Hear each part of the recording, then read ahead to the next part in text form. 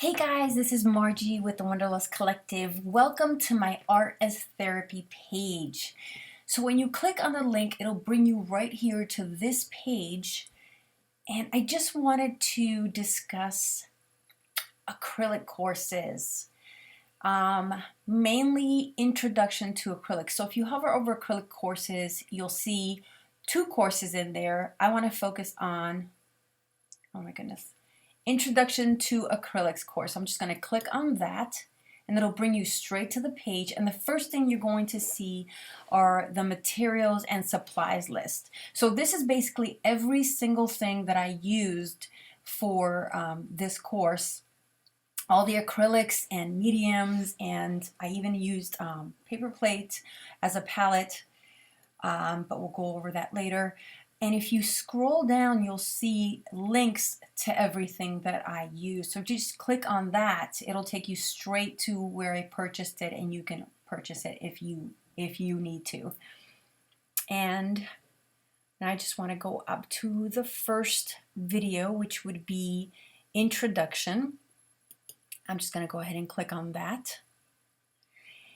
And here it's a short little video that I talk about teaching 20 techniques with acrylics. So if you're new to acrylics, this is going to come in so handy because we are going to create a board that shows you, we actually do it together. We paint each technique together, and in the end you have something to reference from. So it's a lot of fun. Let's move down to boards. Here in this video, and you can see how I started and what this is basically going to look like, I talk about different supports for canvases, for your paintings, such as canvases, wood. You can use plastic. I love using masonite for acrylics, and just so many different surfaces that you can use for your acrylics. So we go in depth in there. I want to move down to pallets, and here this is a video that I talk about all of the different palettes that you can use to hold your acrylics, including things that you can find in your very own home. So if you scroll and you see all of these are all the techniques that I go through: workable acrylics, improving flow, which is using medium to make the acrylic last longer and flow better, the difference between opaque and transparent, how acrylics are forgiving, a glazing technique, which I love to use in basically every medium that I use: pastels, I glaze, oils, acrylics, and sometimes even watercolor. Then these really fun texture techniques like scumbling. We talk about, and these are all short videos, we talk about blending, we talk about textures and how you can achieve those with acrylics, how to have a watercolor effect with acrylics, and yes, you can water it down and have these amazing paintings that have more of a watercolor effect. Chiaroscuro, lights and darks, we learn about that. Stippling technique, how to dry brush with acrylic, underpainting, and how that's important when you're using acrylics to get more of a realistic effect. What gradation is. Impasto, which is a heavier use of the acrylic. Optical mixing, which is a fooling of the eye. And finally, cleaning up. And I go through how to properly I'm going to click on that one. How to properly clean your brushes so that they last longer and they don't lose their shape.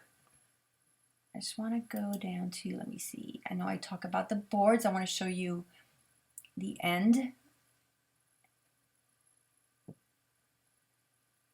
It's a bit slow, but it's open. There we go, and there I am. I'm so excited. That was so much. See when I bring up the boards. And that you are able to handy for the next time when you're painting. There we go.